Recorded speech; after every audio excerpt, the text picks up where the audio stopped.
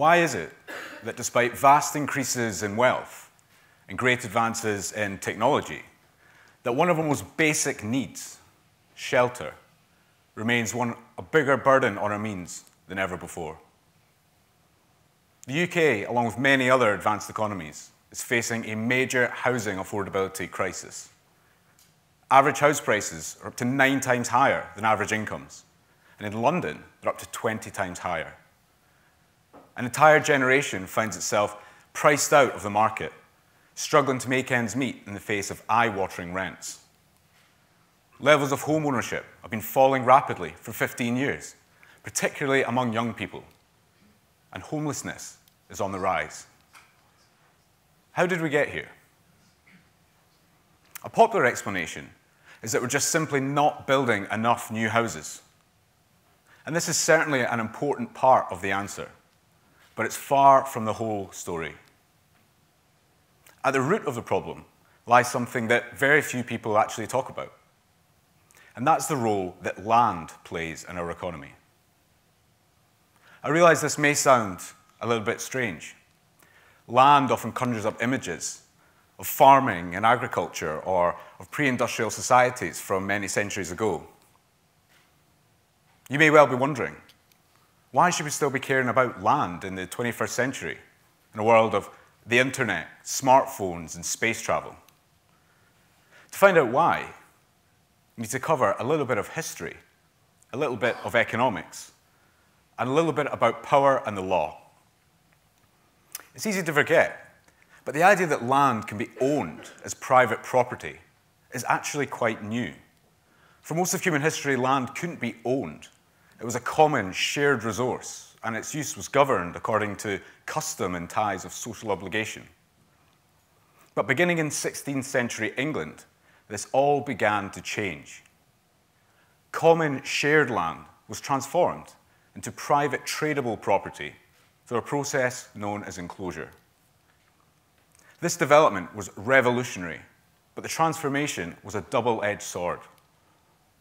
On the one hand, it gave birth to modern capitalism and the explosion in wealth, technological advancement, and life expectancy that followed. It gave birth to modern industry, modern finance, and even parliamentary democracy. But on the other hand, it caused mass dispossession and dislocation. By its very nature, granting exclusive rights over what was previously a shared resource to one group of people means taking away the rights of others. Millions of people were driven off the land, often violently, and those who were allowed to stay found that they now had to pay rent to landowners to access what they could previously get for free. Landowners became the gatekeepers to an essential natural resource, and they were able to extract income from society based purely on the basis of the ownership of this resource, unrelated to any work or effort. And over time, as the economy developed and cities began to emerge and wages increased, land became more valuable. Landowners were able to absorb much of the new value that was being created in the dynamic capitalist economy in the form of higher rents. 400 years ago, an acre of land in Mayfair, central London, would have been worth very little when it looked much like what you see on the screen, empty fields and marshland. But today, Mayfair looks like this. And just a square foot of land will cost you £5,000. An acre will cost you many tens of millions. If the owner of the plot of land in Mayfair 400 years ago fell asleep and woke up today, they'd find themselves to be a multi-millionaire. Now, this wealth wouldn't have been the result of the efforts of the landowner. They've been asleep the whole time. Instead, it reflects the progress of society as a whole. As the former British Prime Minister Winston Churchill once said, "Roads are made, streets are made, services are improved, electric light turns night into day, water is brought from reservoirs 100 miles off in the mountains, and all the while the landlord sits still." The value of land is socially created. the activities of everyone in a community enhances the value of it by making the location more desirable. But yet it is landowners who reap some of the benefits. And so there is a paradox at the heart of private property and land. On the one hand, it created huge economic progress and wealth, but on the other, it created dispossession and carries with it a sense of economic injustice. This is what I refer to as the paradox of property. Now, fast forward to today, and this paradox is alive and well. It just manifests itself in a slightly different way, and that's the housing market. The total value of the housing stock in the UK today is around £5.5 trillion. That's about 60% of the entire net wealth of the country. This has increased from just £1 trillion only 20 years ago. And this astonishing increase of £4 trillion in just 2 decades is the result of skyrocketing house prices. And this has been going on for decades. If you were to buy a 2-bedroom house here in TEDxTotnes back in 1970, it might have cost you around £5,000. If you were to try and buy the exact same property today, you'd find you'd have to spend around £250,000 or more. That's an increase of over 5,000%, far outstripping growth in wages.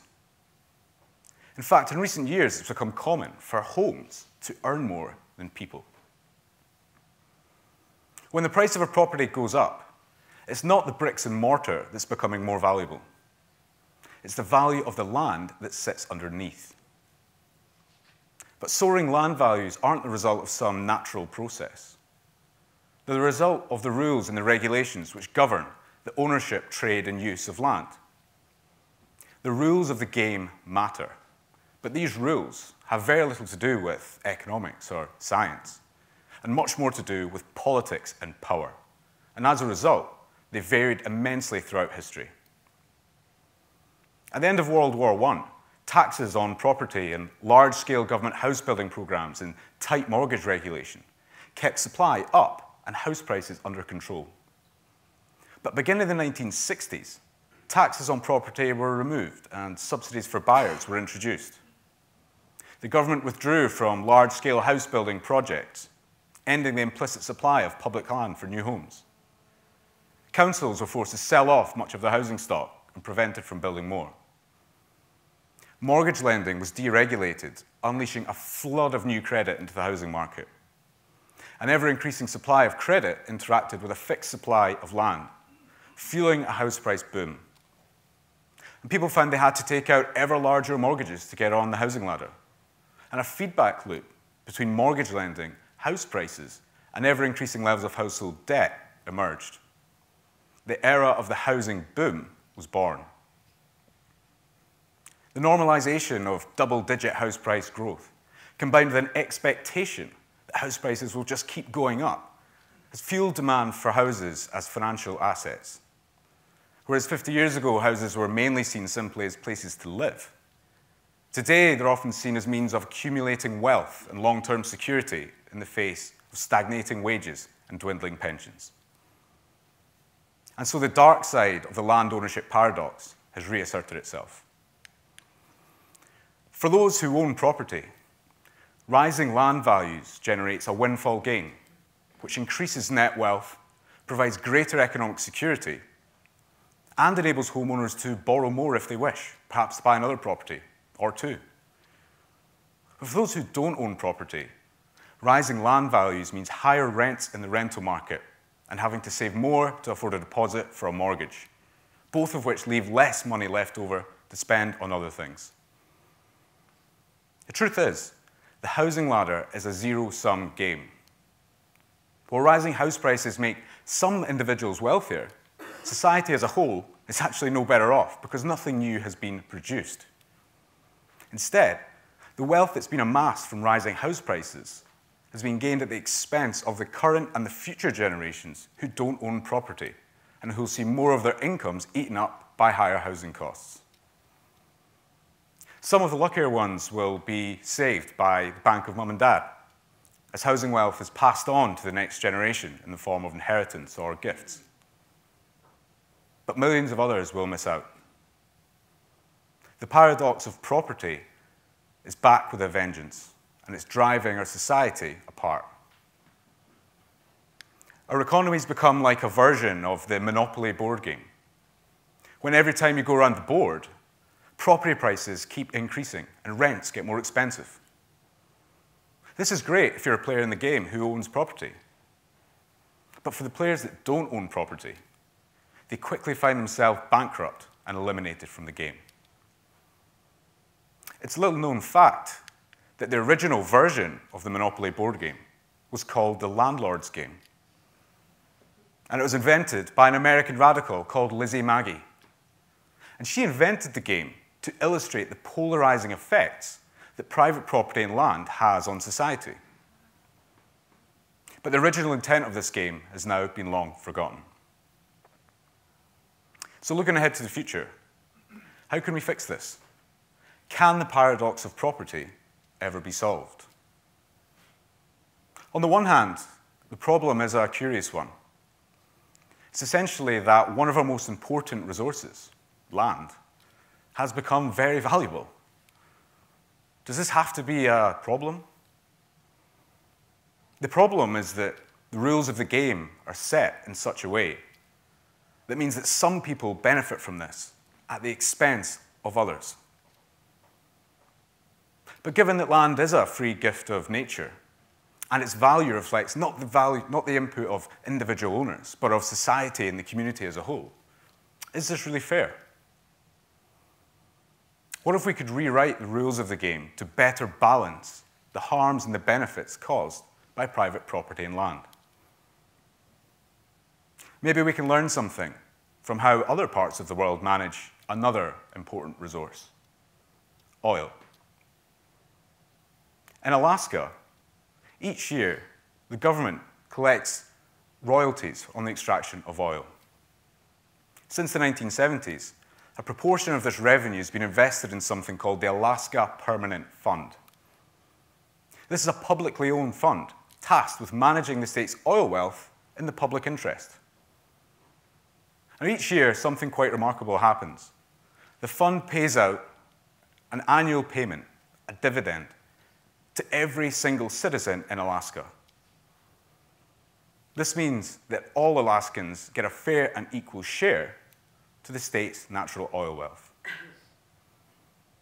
Now, if this can work for oil, can something similar work for land? This doesn't mean abolishing private property and land, like many radicals have argued for over the centuries. The right to own one's own home should be cherished. Instead, it means capturing the uplift in the value of land and using that for public benefit. This could be achieved by levying a charge on the value of land to be paid by landowners. In a similar way that oil companies pay royalties to extract oil. This would form the basis of a new revenue stream collected by the public exchequer. It could be used to pay for public services which benefit everyone. Or it could be used to reduce taxes on things like income and consumption. Or as in Alaska, more radically, it could be used to pay out a single dividend equally to every single person. Each way, the principle is the same. Capturing the value of land and using it for public benefit. A common inheritance to our most valuable natural resource. By ending the ability of individuals to make large windfalls from land at the expense of others, soaring house prices would be reined in. Homes, whether rented or owned, would return to being simply places to live once again, rather than the appreciating financial assets that they've become. We'd no longer be able to amass this wealth by simply buying property and waiting for land values to go up. Any increase that did arise would benefit everyone. As well as helping to fix a dysfunctional housing market, using the value of land for the common good, rather than private gain, would help to reduce soaring inequality and alleviate poverty. Property would become a paradox no more. Thank you very much.